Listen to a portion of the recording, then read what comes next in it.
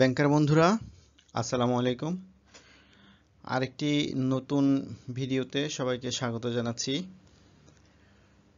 আজকে আমরা crawling peg নিয়ে কথা বলবো। এই টপিকসটি ৯৮তম ডিপ্লোমা পরীক্ষায় এসেছিল। এ কারণে আমি এবারের ১০০তম অর্থাৎ ফিফথ, যেটাকে ফিফথ বলা হচ্ছে, ফিফথ ব্যাংকিং প্রফেশনাল এক্সামিনেশনে আমি এটাকে একটা গুরুত্বপূর্ণ টপিক হিসাবে বিবেচনা করছি। আপনারা জানেন যে ফরেন ট্রেডে যারা প্রিপারেশন নিচ্ছেন, টপিকস ওয়াইজ প্রিপারেশন নেওয়াটাই সবচেয়ে ভালো, কারণ এই টপিকসগুলো কখনো একটু ব্রড আকারে আসছে, কখনো শর্ট নোট আকারে, কখনো পার্থক্য আকারে, বা কোনো একটা বড় প্রশ্নের ছোট ছোট অংশ আকারে আসছে। তো আজকে আমরা ক্রলিং পেগ নিয়ে কথা বলবো। তো ক্রলিং পেগ আসলে জিনিসটা কি? এখানে একটা সিম্বলিক একটা চিত্র দেখতে পাচ্ছেন, যে একটা তালাকে অনেকগুলো চেইন দিয়ে আটকে দেওয়া হচ্ছে। অর্থাৎ এখানেও একটা রেটকে বিভিন্নভাবে এটাকে ফিক্সড করে দেওয়ার যে চেষ্টা, সেটার একটা সিম্বলিক চিত্র। তো চলুন আমরা শুরু করি। প্রথমে সবাইকে স্বাগত জানাচ্ছি এবং সবার প্রতি আমি থ্যাঙ্কস জানাচ্ছি যারা যারা আমার সাথে এতদিন ছিলেন, সাবস্ক্রাইব করেছেন এবং আমার ভিডিওগুলো দেখছেন। আমি এখানে আমাদের ইন্টারনেটের বিভিন্ন সোর্স থেকে সংজ্ঞা বা বিভিন্ন যে আলোচনাগুলো নিয়ে আসার চেষ্টা করেছি। তো প্রথমে আমি আসলে বাংলায় একটু কথা বলতে চাই, তাহলে হয়তো আপনাদের এটা ভালোভাবে আপনারা উপলব্ধি করতে পারবেন, অনুধাবন করতে পারবেন। পরবর্তীতে আপনারা নিজের মতো করে পরীক্ষায় সাজিয়ে লিখতে পারবেন। এখানে কিছু সরাসরি কোটেশন নিয়ে আসা হয়েছে বিভিন্ন সোর্স থেকে। এই কোটেশনগুলোকেও আপনি হেল্প হিসেবে গ্রহণ করতে পারবেন।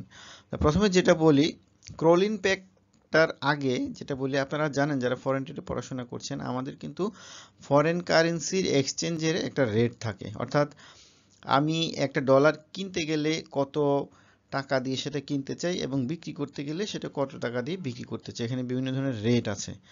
তো সবসময় যেটা হয়, আমরা যখন ক্রয় করি কম দামে ক্রয় করি এবং বিক্রি করার সময় বেশি দামে বিক্রি করি। তো এজ এ ইম্পোর্ট বেস আমাদের কান্ট্রি, আমাদের ইকোনমি, আমাদেরকে কিন্তু ইম্পোর্টের পেমেন্ট দেওয়ার জন্য ফরেন কারেন্সিকে ব্যবহার করতে হয়, বিশেষ করে ডলারকে ব্যবহার করতে হয় ফরেন কারেন্সিতে পেমেন্ট করার জন্য। আপনারা অনেকেই জানেন যে বিগত কয়েক বছরে ইন্টারন্যাশনাল মার্কেটে ডলারের রেট খুব বেশি ফ্লাকচুয়েট করেছে। এতে অনেকগুলো আন্তর্জাতিক কারণ ছিল, আমি সেদিকে যাব না। তো হঠাৎ করে যখন ডলারের রেট বেড়ে যায়, অর্থাৎ টাকার দরপতন ঘটে। দরপতনটা কি? দেখা যাচ্ছে আমি $1 কিনতে গেলে আমার যদি 90 টাকা খরচ হয়, হঠাৎ করে সেটা যদি আমার $1 কিনতে গেলে 100 টাকা খরচ করতে হয়, তাহলে আমার টাকার দরপতন ঘটলো, অর্থাৎ তার টাকার মূল্য কমে গেল। তো সেক্ষেত্রে আমি যখন ইম্পোর্টের পেমেন্ট করতে চাই আমার ইম্পোর্টারদের, তখন কিন্তু অনেক বেশি টাকা খরচ করতে হয়। অর্থাৎ আগে যেটা 90 টাকা কিনতে পেতাম $1, সেখানে আমাকে 100 টাকা দিয়ে কিনতে হয়, যার কারণে আমার ইম্পোর্টের যে কস্ট সেটা বেড়ে যায়, সেটার এফেক্ট পড়ে লোকাল মার্কেটে। আমার ইম্পোর্টেড পণ্য যখন বিক্রি করি, আমার বিক্রি মূল্য বেড়ে যায়, আমাকে কিনতে হয় বেশি দিয়ে। ওভারঅল ইকোনমিতে কিন্তু একটা বড় ধরনের প্রভাব পড়ে এই যে আপনার যদি ডলারের এগেইনস্টে টাকার দরপতন ঘটে। আবার ইকোনমির প্রভাবেই ডলারের এগেইনস্টে টাকার দরপতন ঘটে, দুটার ভাইস ভার্সা।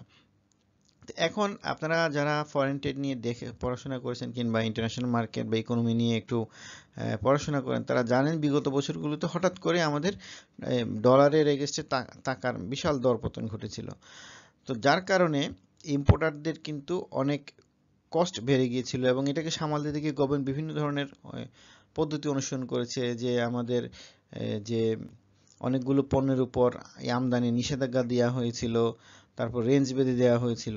তো এই যে ডলারগুলো হঠাৎ করে লাফ মেরে উপরের দিকে উঠে যাচ্ছে বা কমে যাচ্ছে, এটাকে রহিত করার জন্য যদি একসাথে মানে একেবারে লাফ দিয়ে এটা রেট চেঞ্জ না হয়ে যদি ধীরে ধীরে কমানো বাড়ানো যে পদ্ধতিতে অনুসরণ করা হয়, অর্থাৎ যে পদ্ধতির মাধ্যমে এই ডলারের রেটকে খুব আস্তে আস্তে ক্রল করে করে ধীরে ধীরে এটাকে বৃদ্ধি পাওয়া বা হ্রাস করার যে একটা বাধ্যবাধকতা বেঁধে দেওয়া হয় যে রেটের মাধ্যমে, এটাকে আসলে ক্রলিং পেগ বলা হয়। আপনারা জানেন যে প্রত্যেক দেশেরই দেশি মুদ্রার সাথে বিদেশি মুদ্রার বিনিময়ের হার সমন্বয়ের একটা পদ্ধতি হিসেবেই এই ক্রলিং পেগটা ব্যবহার হচ্ছে। বিনিময়ের মুদ্রার হারকে একটা নির্দিষ্ট সীমার মধ্যে যাতে এটা ওঠানামা করা হয়, সেই জন্য এই পদ্ধতিটা ব্যবহার করা হয়।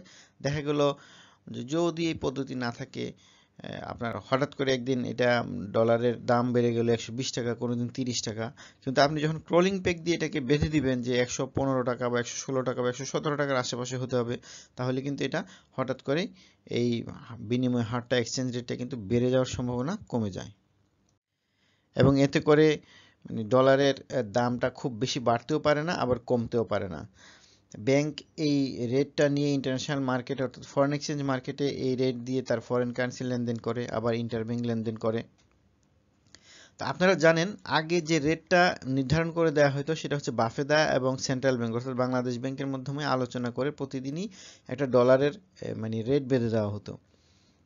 কিন্তু ক্রলিং পেগ পদ্ধতিতে নির্দিষ্ট কোনো রেট থাকে না, একটা রেঞ্জ বলে দেওয়া থাকে যে এখন তুমি চাইলে এক ডলারের এগেইনস্টে 117 টাকা যদি রেঞ্জ বেঁধে দেওয়া হয়, তাহলে 17 টাকার অল্প কম বেশিতে তোমাকে ডলার বেচাকেনা করতে হবে। কিন্তু আগে যেটা ছিল যে মার্কেট বেসকে ভিত্তি করে প্রতিদিনই কিন্তু আমাদের বাফেদা এবং বাংলাদেশ ব্যাংক মিলে কিন্তু ডলারের রেটটা ফিক্সড করে দিত, প্রতিদিনই সেটা বাড়তে থাকতো, বিশেষ করে ক্রাইসিস মোমেন্টে। এবং এই যে রেট বাড়লে কিন্তু আমি আগেও বলেছি ইম্পোর্টারদের কিন্তু সবচেয়ে বেশি ক্ষতি হয়। হ্যাঁ, এক্সপোর্টাররা লাভবান হয় এবং যারা রেমিটেন্স পাঠায় তারাও লাভবান হয়, কিন্তু আপনারা জানেন আমাদের একটা বড় অংশ কিন্তু হুন্ডির মাধ্যমে চলে আসে, যার কারণে আসলে ডলারের যদি দাম বেড়ে যায়, টাকার অবমূল্যায়ন ঘটে, তাহলে কিন্তু ইম্পোর্টারদেরই সবচেয়ে লস বেশি এবং ওভারঅল বাংলাদেশের ইকোনমিতে এটার প্রভাব পড়ে সবচেয়ে বেশি। আর এই ক্রলিং প্যাক যদি আপনি বেঁধে দেন সেক্ষেত্রে এটা কোনো লাভ দিতে পারে, এটা হামাগুড়ি, এই যে নামের মধ্যে বোঝা যাচ্ছে রেটটা আসলে হামাগুড়ি দিয়ে দিয়ে একটা সীমার মধ্যে ঘুরপাক খেতে থাকে, যার কারণে ক্রলিং প্যাকটা একটা অত্যাবশ্যকীয় প্রয়োজনীয় একটা সিদ্ধান্ত হিসেবে তখন বিবেচিত হয় এবং এটাকেই এই রেটটাকে সবাই ব্যবহার করে থাকে।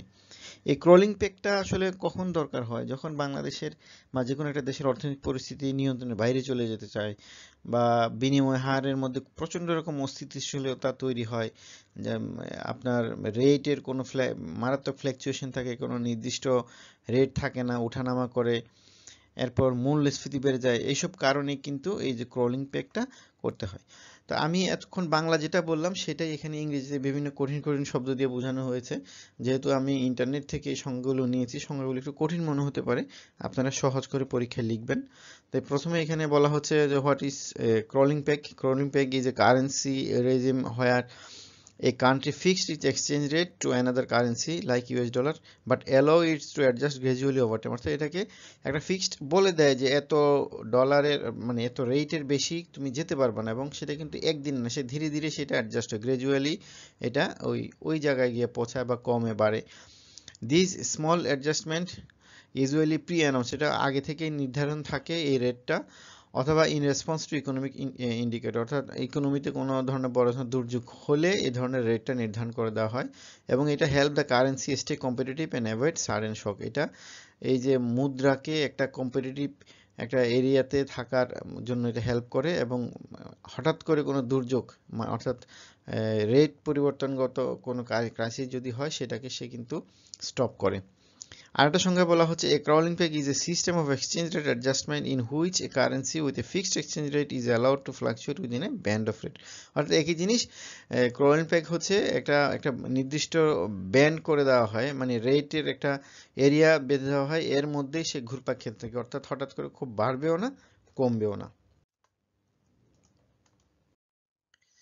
তারপরে এই যে ক্রলিং পেগের কি ফিচারগুলো কি কি, এটা আসলে এটার মধ্যে কি আছে এটা খুব সংক্ষেপে আমি আলোচনা করেছি, এতক্ষণ যেটা বলেছি এগুলো এখানে আসে, আপনারা একটু পজ দিয়ে পড়ে নেবেন। এই যে crawling peg is A band of rate that fixed rate exchange rate currency is allowed two fluctuate করার ক্ষেত্রে এই কারেন্সিটাকে সে একটা ফিক্সড রেট বেঁধে দেওয়া হয়। It is a coordinate buying or selling of currency to keep the currency within the range, একটা রেঞ্জের মধ্যে আপনি বাইং সেলিংটা যাতে থাকে সেটাকে নিয়ন্ত্রণ করে ক্রলিং পেগ। এরপর crawling peg helps control currency move, currency খুব বেশি পরিবর্তন যাতে না হয়, usually during threat of devaluation, অর্থাৎ অবমূল্যায়ন এর সময় কারেন্সি যাতে খুব ওঠানামা না করে সেটাকে সে নিয়ন্ত্রণ করে। Purpose of the crawling peg is to provide stability, এটাও একটা ফিচার্স, স্টেবিলিটি নিয়ে আসে। তারপর গ্রাজুয়ালি অ্যাডজাস্টমেন্ট হয়, এটা দেখে নেবেন। Link to another currency or দেখে নেবেন। Government central bank control the peg, the central bank এখানে decide when the how much adjust, এই যে আপনার এই ফরেন কারেন্সির যে ফ্লাকচুয়েশন হয় এটাকে নিয়ন্ত্রণ করার জন্য সেন্ট্রাল ব্যাংক সে সিদ্ধান্ত গ্রহণ করতে পারে। তো এগুলো এই ফিচারগুলোকে আপনি এবার ক্রলিং পেগ কেন দরকার এটার মধ্যেও কিন্তু গুছিয়ে লিখতে পারবেন। হোয়াই ইউজ ইট, এটা কেন ব্যবহার হয় আমি একটু আগে যা বলেছি এটাও তাই একই জিনিস। To control the inflation control করা, provide stability, maintain the competitiveness in trade, gradually adjusting exchange rate, মানে এটাকে আপনার বাজারের যে প্রতিযোগিতা সেটাকে অন্য ডলারের সাথে বা আপনার দেশের ইকোনমি অন্য দেশের ইকোনমির সাথে যে প্রতিযোগিতা থাকে সেটাকে অ্যাডজাস্ট করার ব্যাপারে এই রেটটা খুব দরকার ফরেন কারেন্সি ট্রানজেকশনের ক্ষেত্রে। তখন এই রেটটা আপনাকে সাহায্য করে। Crawling peg are often used to control currency move where there is a threat of devaluation due to factors such as inflation or economic instability। এই ইকোনমিক ইনস্টেবিলিটি কিংবা ইনফ্লেশনের জন্য যে একটা থ্রেট, টাকার অবমূল্যায়নের যে থ্রেট তৈরি হয় সেটাকেও কন্ট্রোল করতে এটি সাহায্য করে। তো আমি যতটুকু বলেছি এটাকে আপনি যদি গুছিয়ে লিখতে পারেন 4-5 নম্বরের যদি প্রশ্ন আসে আমার ধারণা আপনার জন্য এটা এনাফ। তো সবাই সময় খুব বেশি নেই এই জন্য ভিডিওটা অনেক বড় করছি না, খুব সংক্ষেপে চেষ্টা করলাম ক্রলিং পেগ নিয়ে আলোচনা করার জন্য। ক্রলিং পেগ নিয়ে আমাদের বাংলাদেশ ব্যাংকের যে সার্কুলার ছিল, সার্কুলারটা ছিল এফই সার্কুলার নাম্বার 9, সেটা মে মাসের 8 তারিখ 2024 সালে দিয়েছিল। এই সার্কুলারের মূল বিষয়বস্তুটা আপনারা একটু পজ দিয়ে পড়ে নেবেন। এখানে ওই যে একটা ফিক্সড একটা রেটের কথা বলা হচ্ছে সেটা হলো এই যে বলা আছে, it has been decided to introduce a crawling peg exchange rate system for the spot purchase and sales of US dollar.